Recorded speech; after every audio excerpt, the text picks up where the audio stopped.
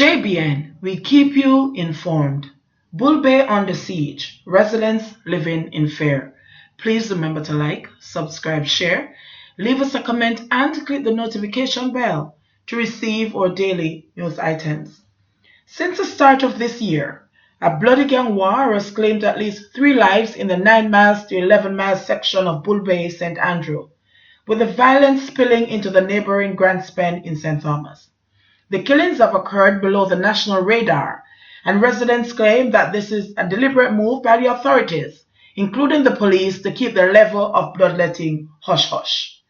The residents allege that more than 20 persons were killed in the area late last year, as they shared horrific tales of murders, arson, and abductions in the community.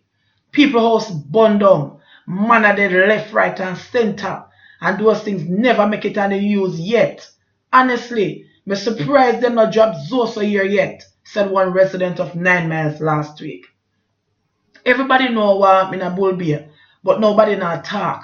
Not even the police them talking, and it's a political thing because it's the Prime Minister's wife constituency and them don't want things to look bad, argued the residents, in reference to Juliet Holness, the Member of Parliament for East Rural St. Andrew. An elderly female added, "No care the amount of death that take place in a Bull Bay. Me never hear it in the news. Me never see it in the paper. Everything in a Bull Bay is just hush-hush. The whole of Bull Bay we have to dead off before them come and do something. If the MP come down here and talk to the youths, then maybe they wanna stop. But not even she will not see."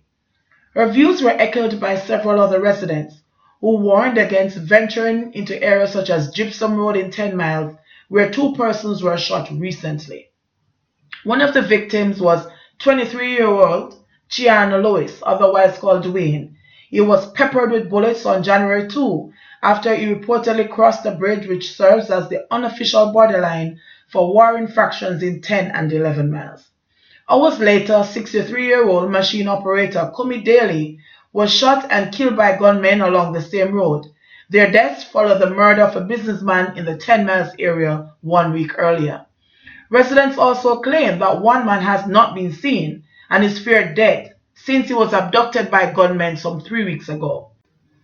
Last Wednesday, residents attributed some of the deaths to gang reprisals and a refusal by some business operators to meet extortion demands as high as $100,000 per week. The residents all agreed that Lewis was an innocent youth and agreed that his death shows the ruthlessness of killers in the area. Lewis's aunt, Muriel Ranger, shook with grief as she recalled hearing the explosions that signaled the end of her nephew's life 2 Wednesdays ago. "I am really shaken up. Today has been the best day for me since his death. I have to pick up at the strength in my limbs, but it leaves me very perturbed," said Ranger. "This is a picnic when a good problem. So I can't understand why if you look for somebody else, you don't look for who you want to look for. Why do you shoot an innocent person?" added Ranger. The killings have forced staff at a post office and clinic in the community to start working later than usual in the mornings and to close their doors before nightfall.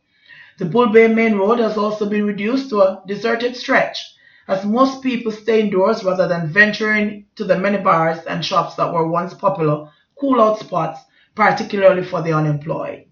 The residents are demanding greater protection from the police. They noted that the gangsters are spread across 2 police divisions, the 10 miles in the Kingston East Police, while 11 miles is under the jurisdiction of the St. Thomas Police. Superintendent Victor Hamilton, head of the Kingston East Police Division, last week said he was aware of the incidents but could not offer details on the investigations. "We are very concerned, and as the agency with the responsibility to serve and protect the community, the residents can rest assured that we will do everything in our power to alleviate their fears," said Hamilton as he promised greater police presence in the area. Head of the St. Thomas Police Division, Superintendent Marlene Wilson-Christie said, "What you just said to me is exactly what we know. We don't know anything more. The residents are now coming forward to us with information," said Wilson-Christie.